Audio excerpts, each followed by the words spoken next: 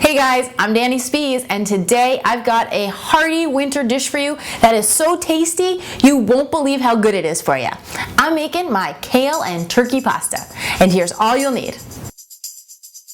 So I've got a large pot of salted water coming to a boil. That's going to be for our pasta. In the meantime, I'm going to work on the bulk of the meal in the small pot over here. I've got it heating up over a medium heat, and the first thing we need to do is get the sausage into the pot. Then you just want to start to break up the sausage with a spatula or a wooden spoon.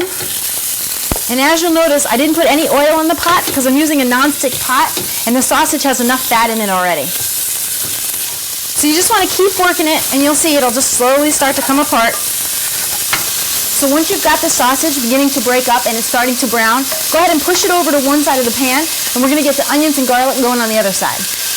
Now I'm going to add just about a teaspoon of olive oil.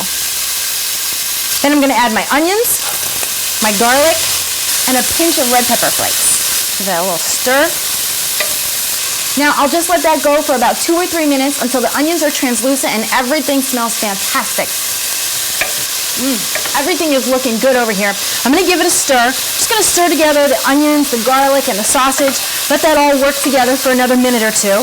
Ooh, I wish you guys could smell this. It's amazing. That's looking pretty good, but I'll give it another minute while I get my pasta going. My water is at a full boil, so I'm ready for the pasta. Okay, so the turkey is nice and browned up. My onions and garlic smell fantastic. They are ready to go. So that's how I know I'm ready for the next step.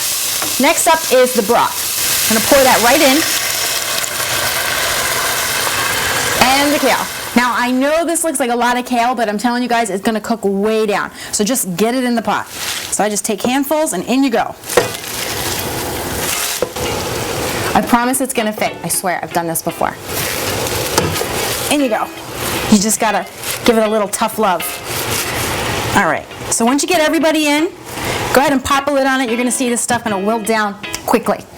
Now while the kale is working, I'm going to grab a half a cup of pasta water. This is going to be for a sauce I'm going to use. So basically what I do is I take that warm starchy pasta water. Into that I'm going to whisk in 2 tablespoons of whole wheat flour here, the white whole wheat flour. So right in that goes. And what this is going to do is it's going to create a rich creamy sauce, and that way I can add that to the pasta instead of using cream or butter. If it looks a little lumpy, just add a little bit of extra water. That's exactly what I'm going to do.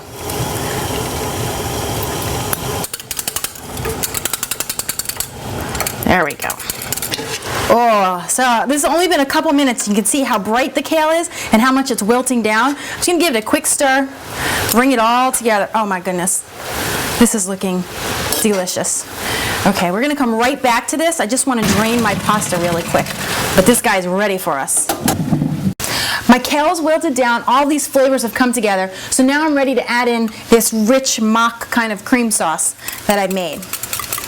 So in you go. I'm going to put about half in there and then work it in. Okay, great. Definitely is ready for the other half too. In you go. Okay, so we got that in there. Oh, see, it just brings it all together. Then we're ready for our dried cherries. This adds a really tart, delicious flavor. Toasted pine nuts, a good pinch of salt, and some fresh ground pepper.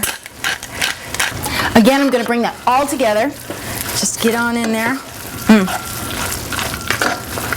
Quite honestly, this could be a meal in and of itself. Now all we have to do is toss in our pasta.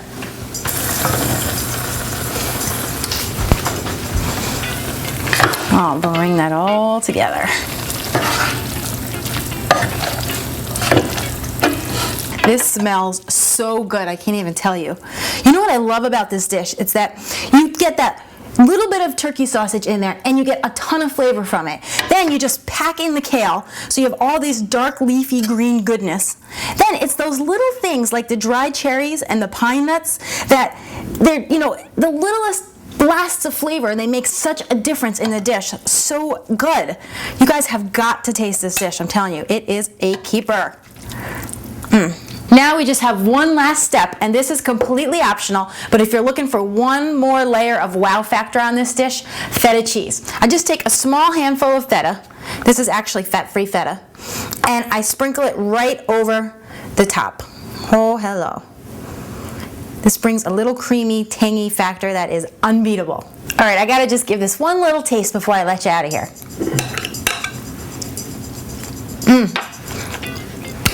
So good. You have got to try this one. I'm Danny Spees, and I'll see you next time.